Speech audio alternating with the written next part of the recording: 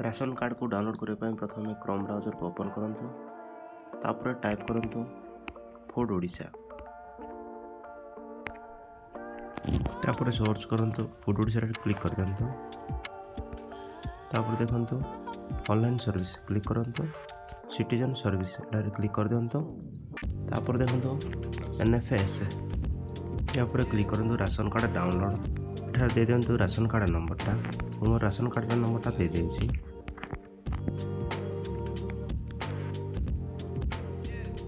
या पर देखंतु डाउनलोड राशन कार्ड एटारे क्लिक कर दियंतु या पर मोबाइल नंबर गोटे ओटीपी जीव से ओटीपी एठार दे दियंतु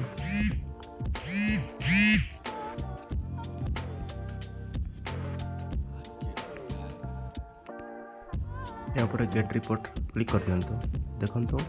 राशन कार्ड डाउनलोड हो गला। आपण एपरि भाव निज राशन कार्ड डाउनलोड करि पारिबे। धन्यवाद।